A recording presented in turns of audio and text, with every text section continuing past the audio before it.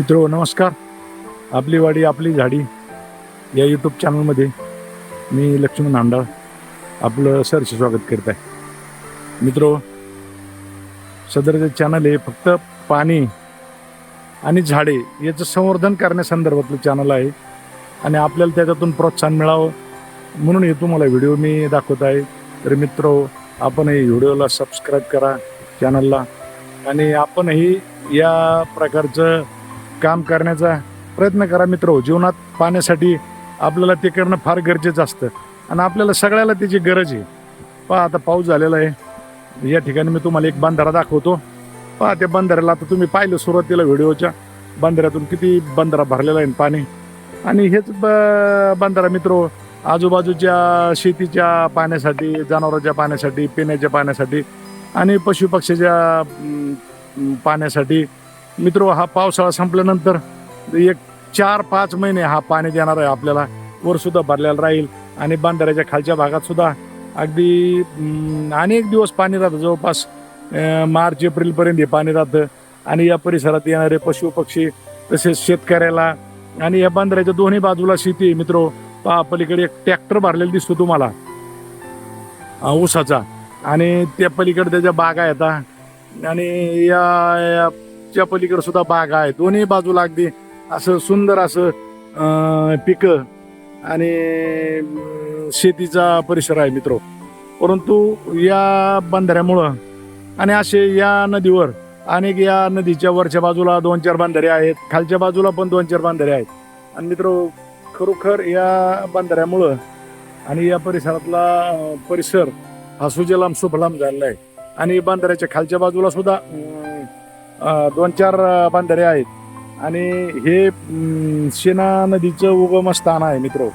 आणि या शिना नदीला पुढं काही अंतरावर याचं रूपांतर शिना नदीचंच होतं.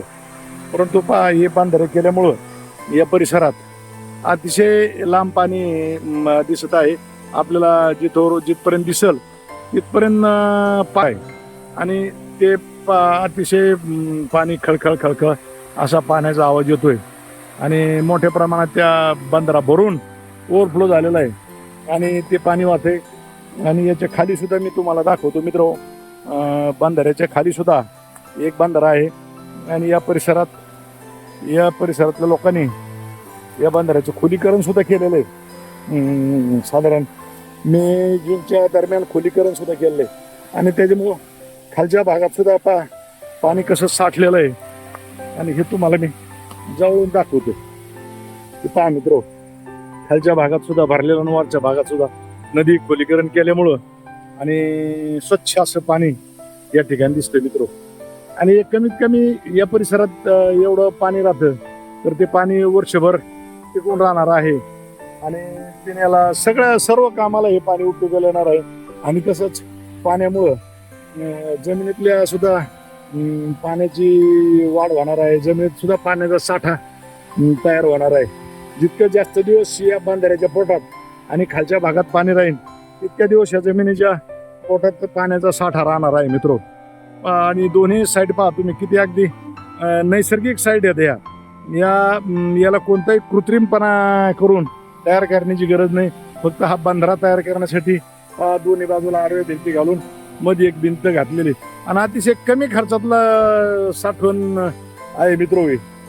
तर हे सरकारच्या प्रयत्नातून झालेलं असावं किंवा ग्रामस्थाच्या प्रयत्नातून हे काम झालेलं आहे. परंतु काम कोणीही जरी केलं असलं तरी या परिसरातल्या शेतकऱ्यांना आणि पशु पक्ष्यांना तसेच या परिसरातील शेतकरी ग्रामस्थांना नक्कीच या पाण्याचा उपयोग आहे मित्रो. आणि खरोखर आपल्याला जीवनात पाणी साठवणं गरजेचं आहे. आणि अतिशय सुंदर असा अगदी त्याचा पाण्याचा खळखळ आवाज येतोय आणि हा आवाज फक्त निसर्गातून पडणाऱ्या पाण्याचाच आवाज आपल्याला ऐकायला येतो आणि हा सतत आवाज असतो. याला कोणताही कृत्रिमपणा या पाण्यात नसतो मित्रो. त्याच्यासाठी मित्रो, आपण सुद्धा आपल्या परिसरात जर अशा साईट असतील तर आपण असे बंधारे श्रमदानातून करा, लोकवर्गणीतून करा, गावाच्या परिसरात असलेल्या दानशूर दान धर्म करणारे त्यांच्या सहकार्यातून करा किंवा हे जे काही गावात मशिनरी मंडळी असते, JCB, पोकलेन व इतर काही साधन सामुग्री असते त्यांच्या मदतीतून करा आणि इतर काही साधनं उपलब्ध करून करा मित्र.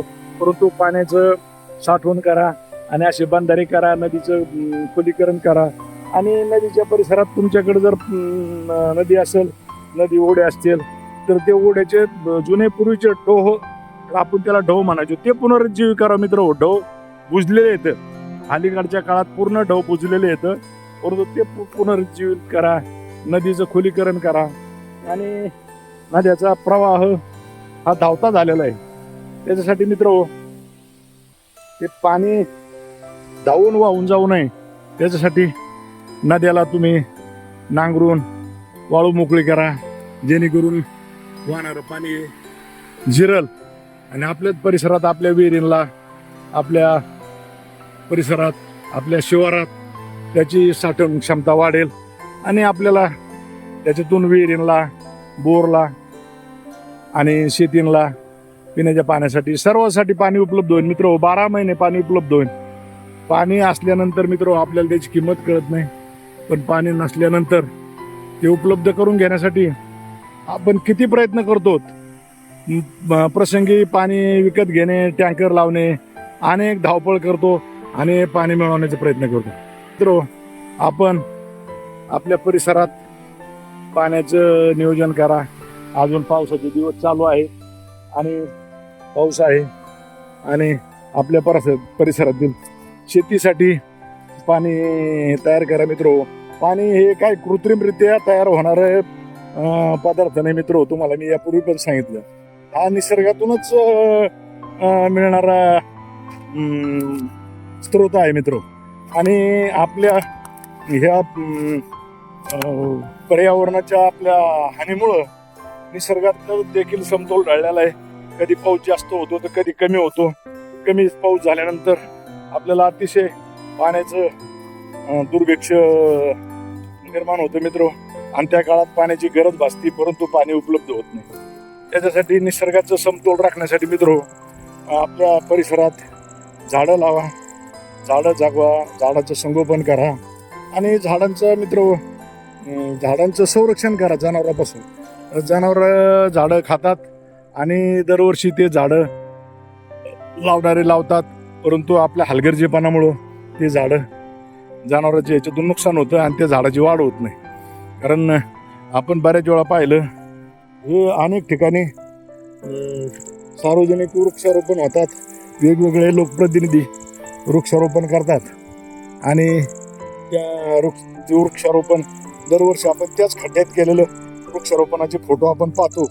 परंतु ते काय होतं तर ते आपण झाडाकडे लक्ष देत नाही आणि त्याचं संगोपन करत नाहीत आणि जनावरांपासून संरक्षण करीत नाही.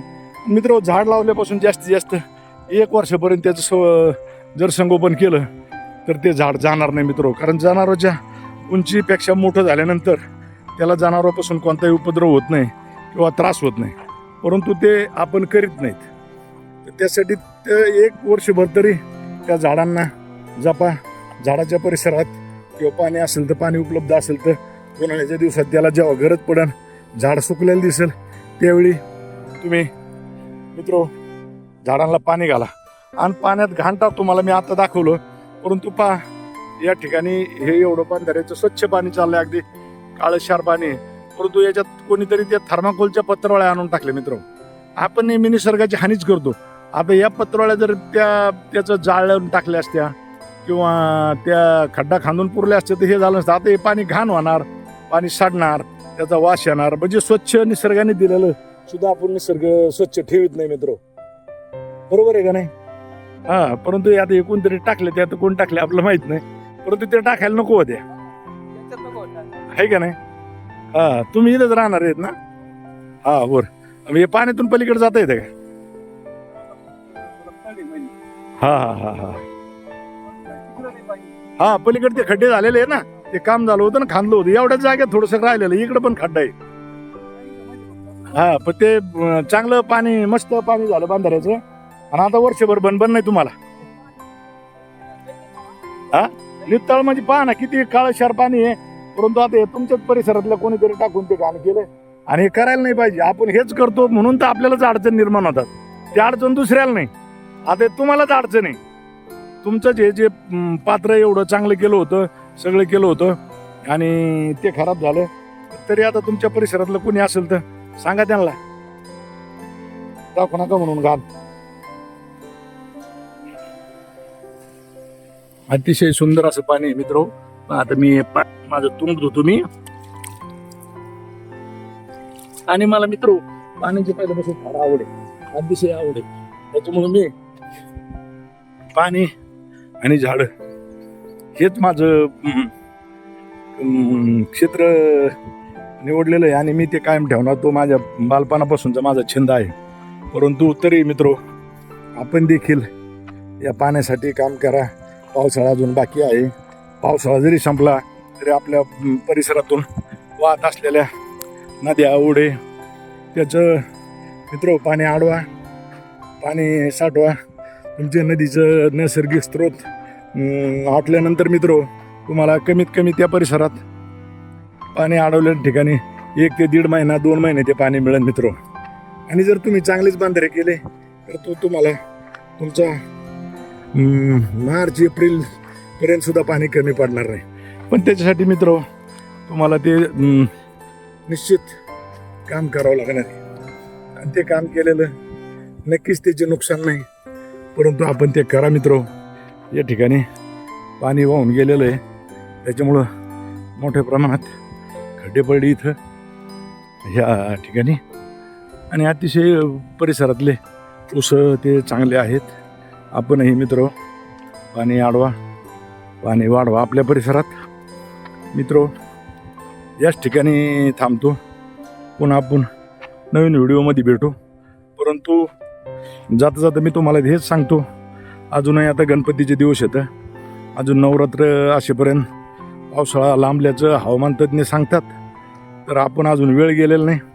आपल्या परिसरात असेच बंधारे तयार करा आणि पाणी जास्तीत जास्त अडवून पाण्याचा जमिनीत साठा करा. ते कोणत्याही प्रकारे कृत्रिम पाणी उपलब्ध होणार विषय नाही मित्र. ते आपल्याला निसर्गातूनच मिळणार आहे. आणि पाण्याची टंचाई असल्यामुळं पहा मित्र, अनेक श्रीमंत देश समुद्राच्या पाण्यावर प्रक्रिया करून पाणी उपलब्ध करण्याचा प्रयत्न करतात. परंतु समुद्रातलं पाणी हे कोणत्याच गोष्टीला उपयोगी येत नाही, हे दिसून आलेलं आहे. शेवटी आपल्याला ह्याच नैसर्गिक पाण्यावरच आपलं जीवन आहे. तर आपलं जीवन आपल्याला जगण्यासाठी, आपल्या देशातील शेतकऱ्याला समृद्ध करण्यासाठी शेतकऱ्यांना मदत व्हावी म्हणून आपण परिसरातील उद्योजक असो, दानशूर व्यक्ती असो, समाजसेवक असो आणि ज्यांना त्या कामात छंद आहे अशा लोकांनी निश्चित ते काम करण्याचा प्रयत्न करून मित्र पाणी साठवा, पाणी वाढवा आणि झाडे लावा, झाडे वाढवा, झाडाचं संगोपन करा मित्र. आणि आपल्या परिसरातल्या पर्यावरण किंवा आपल्या देशाचं पर्यावरण वाचवा आणि पर्यावरणाचा समतोल राखा. आणि जी पाऊस पडण्यासाठी व तापमान वाढीसाठी मित्र मदत करा आपण, आणि ते आपलं कर्तव्य समजा. या ठिकाणी एवढंच मित्र, या ठिकाणी व्हिडिओ थांबवतो. चॅनलला पुन्हा एकदा सांगतो, चॅनलला सबस्क्राईब करा मित्र आणि जास्तीत जास्त व्हिडिओ पाहून या व्हिडिओतून काहीतरी प्रोत्साहन घेऊन करण्याचा प्रयत्न करा. नमस्कार. आपली वाडी, आपली झाडी, आपले पाणी या अनुषंगानं सध्याच्या युगातलं समाज माध्यमांचं भान लक्षात घेऊन याच नावानं एक YouTube चॅनल काढून फेसबुक पेज तयार करून यावरून ते आपल्या पोस्ट टाकणार.